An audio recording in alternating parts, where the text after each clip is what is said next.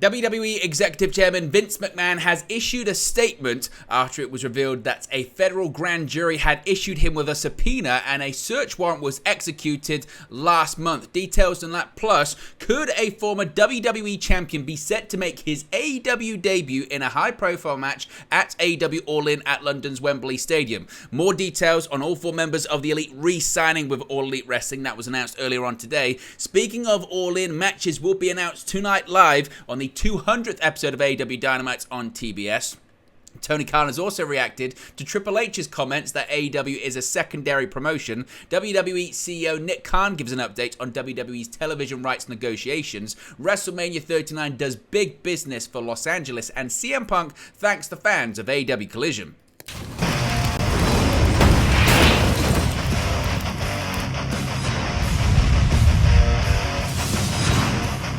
Hey guys, welcome back to Wrestling News 365. Hope everyone is doing very well. I'm going to do something a little bit different this afternoon, this evening, because usually we separate our news videos. We've got WWE news videos, we've got AEW news videos, and any other news videos that we do. But there's just so much going on today. This is actually our fourth video of the day. We've covered the Elite re-signing with AEW, we've covered the Vince McMahon controversy and latest development in the controversy, and we've kind of still got so much fallout from all of those news stories, plus some extra news stories. So we're going to combine them in a bit of a news update featuring both WWE, both AEW. If you like this kind of stuff, let me know your thoughts in the comment section below. But let's start off with this big story regarding WWE Executive Chairman Vince McMahon. Now, Vince McMahon and WWE have both now issued statements on the federal investigation into allegations against McMahon. As previously reported that we covered earlier today, WWE confirmed in its quarterly report filed to the SEC on Wednesday, that being today, August 2nd, that a search warrant was executed on its executive chairman, Vince McMahon. The search warrant was executed on July 17 and resulted in no charges. It was noted in the WWE's report that the company has received, quote, voluntary and compulsory legal demands for documents, including from federal law enforcement and regulatory agencies, concerning the investigation and related subject matters. Now, we went into this a lot more in depth in the video earlier on today, actually reading the filing, so be sure to check that out. But McMahon and WWE have both now issued statements on the situation to CNBC. Continuing to deny intentional wrongdoing, Vince McMahon's statement reads, and I quote, "I have always denied any intentional wrongdoing and continue to do so. I am confident that the government's investigation will be resolved without any findings of wrongdoing." WWE told CNBC, and they noted that it believes that the subpoena and search warrants are, quote, "a continuation of the investigation that commenced last summer." WWE's statement continued, quote, "WWE has cooperated throughout and fully understands and respects the government's need for a complete process," end quote. Now, John Pollock of Post Wrestling now reports that Vince McMahon himself issued an internal statement on the matter to WWE employees this morning. That statement was as follows, and I quote, "In 2022, WWE formed a special committee to review allegations of misconduct against me. That review was concluded in November 2022 following an extensive investigation. Throughout this experience, I have always denied any intentional wrongdoing and continue to do so. I am confident that the government's investigation will be resolved without any findings of wrongdoing. I am focused on completing the recovery process for my recent spinal surgery and on closing our transaction with Endeavor, which will create one of the preeminent global sports and entertainment brands." In another area of the initial WWE quarterly report, WWE did confirm that McMahon has been on what they're describing as, quote, medical leave since July 21st after undergoing, quote, major spinal surgery and will remain on leave until further notice. However, he will remain the company's executive chairman during that time, so he's not relinquishing his duties. So McMahon has spoken out and given his statement on the matter. What are your thoughts with more details coming out now? Do you think WWE has cause for concern when it comes to this? Is this just a continuation of the scandal that rocked WWE last year? What do you think Vince McMahon's future looks like? How do you think this coincides with the spinal surgery that he underwent recently? Given the scandal, given the surgery, should Vince McMahon step away once again for good, or can he not help himself? Let me know your thoughts about that in the comment section below. Now, spoilers ahead when it comes to this one, because this may spoil an aspect of AEW All In, or potentially AEW All Out 7 days later. So I'll give you 5 seconds to kind of skip ahead if that's what you wish to do. 5, 4, 3, to one, because we may know one former WWE champion that could be competing at AEW All In, and making his AEW debut could be none other than the whole effing show himself, Rob Van Dam. According to Sean Ross Sapp of Fightful Select, the whole effing show just might be on the biggest effing show outside of WWE in history. Sean Ross Sapp of Fightful Select is reporting that Fightful Select have learned that there have been internal discussions regarding possibly bringing in former WWE champion Rob Van Dam. Specifically, one of the ideas that they have heard mentioned is him facing FTW champion Jack Perry at All In, or possibly 7 days later at AEW All Out in Chicago, though none is confirmed as of right now, particularly at the time of recording this video.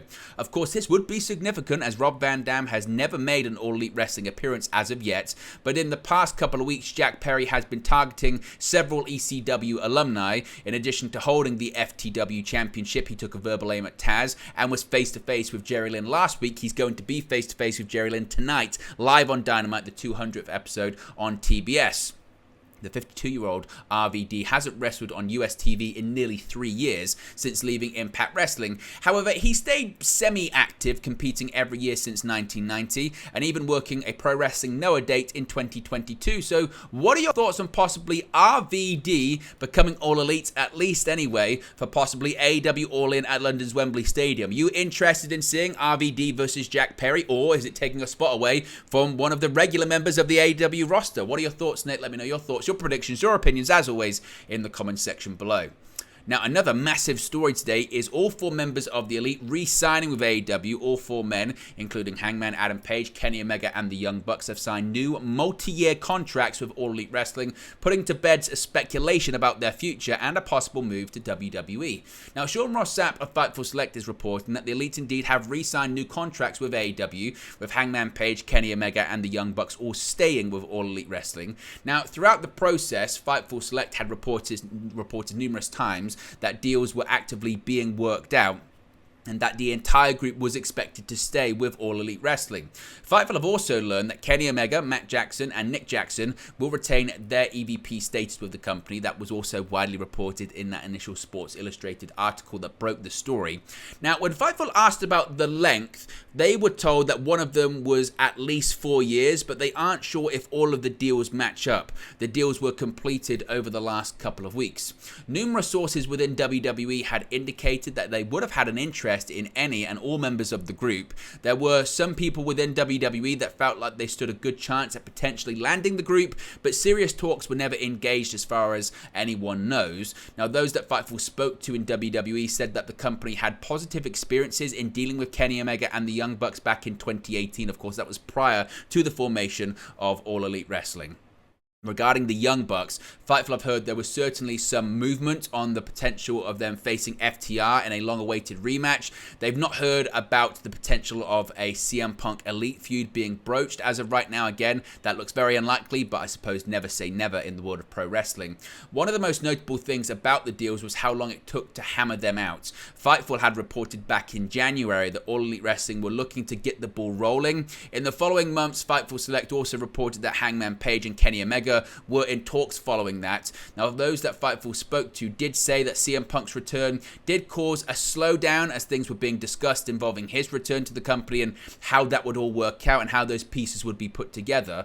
All 4 men were represented by Barry Bloom, who's a well-known wrestling super agent. He represents the likes of Bill Goldberg, Chris Jericho, and many other prominent pro wrestlers. Now, for those asking, Fightful have been told that the Elite were always planned for AEW Dynamite 200, and that wasn't tied to the new contracts or anything like that. They're also told that Hangman and Nick Jackson had last week off to celebrate their birthdays. So that's a bit of an update when it comes to the re-signing of the Elite. If you haven't checked out the video, check it out earlier today. It featured comments from the likes of Kenny Omega, Hangman Page, the Young Bucks, Tony Khan, and others.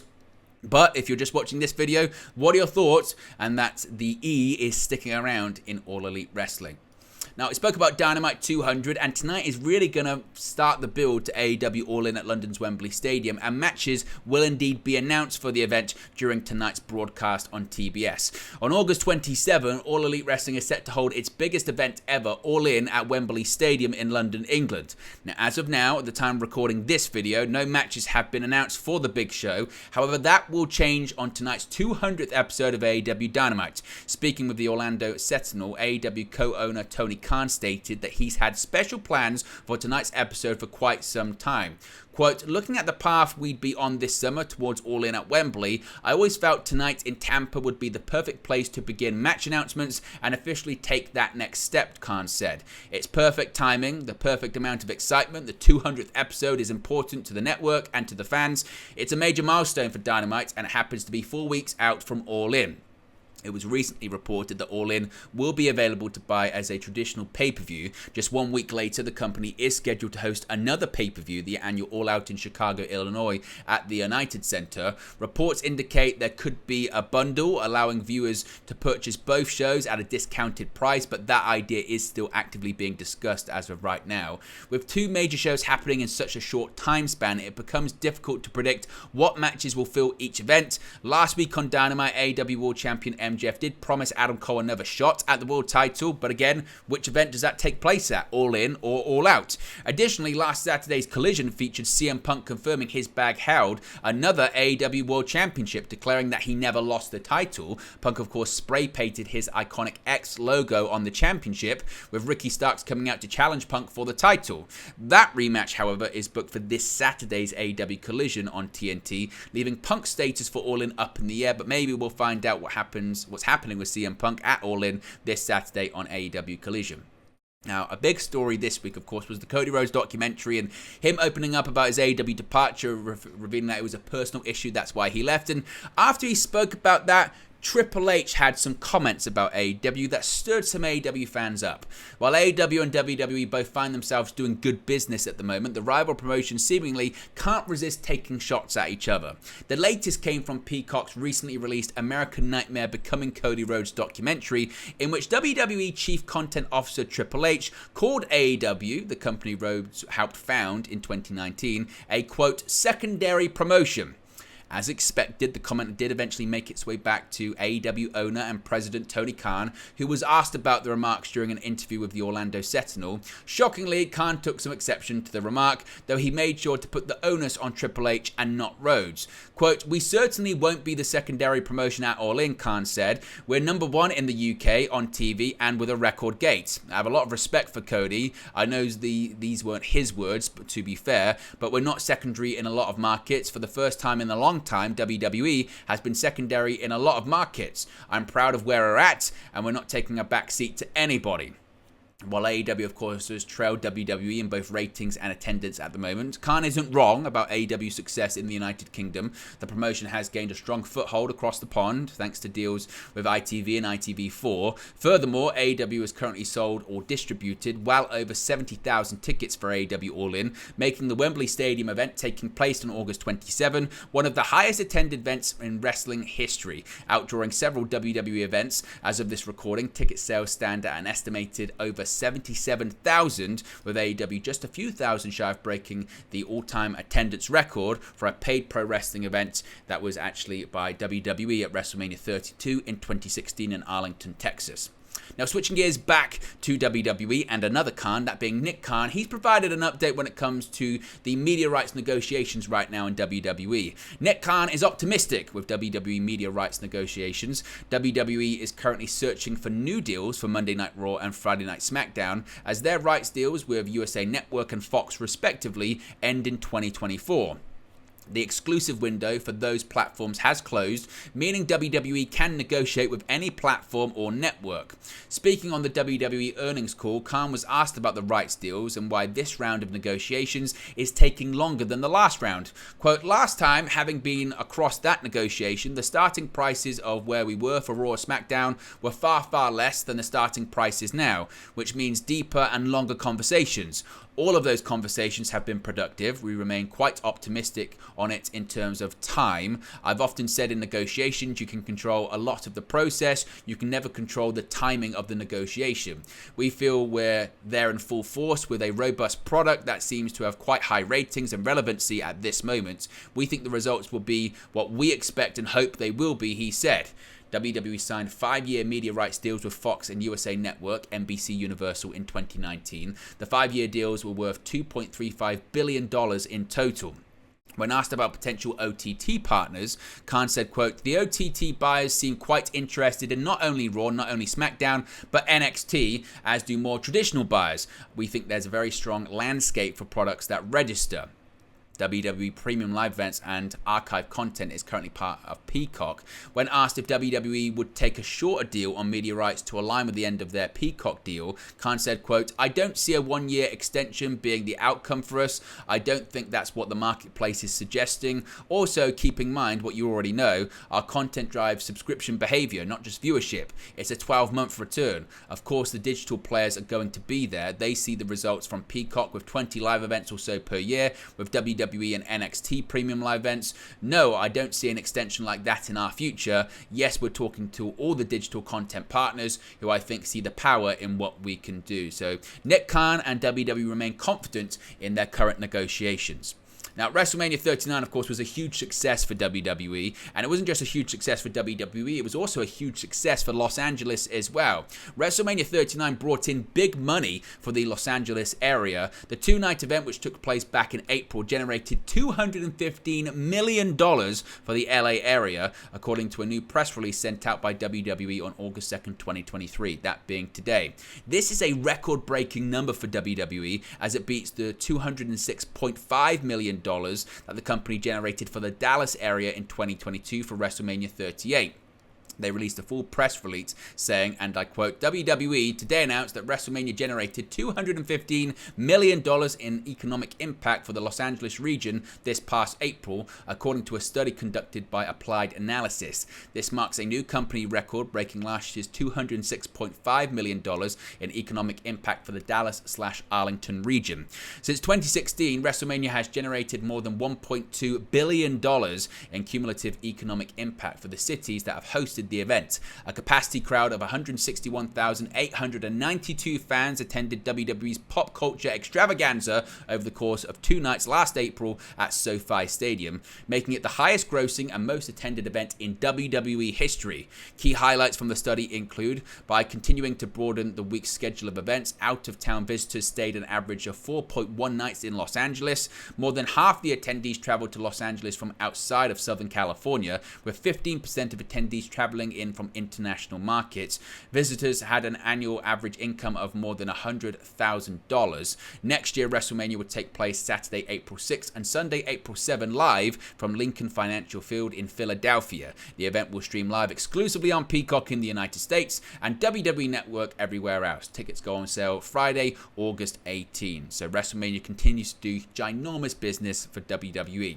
Finally, CM Punk has thanked the fans of AEW Collision. 7 weeks after AEW Collision made its debut on June 17, the Saturday night program's marquee name CM Punk has sent a message of appreciation for all who have made its success possible. Taking to his trusty Instagram stories, Punk thanked fans, or Colliders, for tuning in and engaging with the product, while also tagging many of the Collision regulars who have made the show a success. Punk said, alongside an edited picture of himself giving a thumbs up of approval during his WWE days, quote, "Thank you, Colliders, for engaging and making AEW Collision a must-watch show.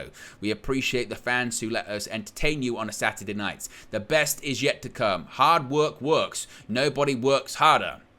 Punk tag FTR's Dax Harwood, Cash Wheeler, Ricky Starks, Austin Colton Gunn, Andrade El Idolo, Buddy Matthews, Samoa Joe, Julia Hart, Mercedes Martinez, and Kira Hogan. All these stars appeared in some capacity on last week's Collision, that being the July 29 episode, which was headlined by the AEW World Tag Team Championship match between FTR and MJF and Adam Cole. The main event aided Collision in hitting its highest viewership number since its debut episode, averaging 739,000 and an 18-49 rating of a 0.2. 127. The episode was also notable for the debut of the Real World Championship, the title Punk never lost before his over 9-month hiatus from AEW following All Out 2022. While MJF carries the officially recognized AEW World Championship, Punk will defend his title against Ricky Starks on this coming week's episode of Collision from Greenville, South Carolina on August 5th, with Ricky Steamboat in town as the special guest referee / enforcer. So there you go, guys. It's the latest pro wrestling news for you. Be sure to smash a like on the like button. Be sure to subscribe bottom right hand corner. As always, let me know your thoughts in the comment section below, and I'll speak to you again very, very soon. Hey guys, thank you for watching, listening, streaming, or however you come across this video today. Be sure to click on the video on the right there to watch our next video, or click the bottom there to subscribe, or the bottom right hand corner. Thank you very much, and I'll speak to you again very soon.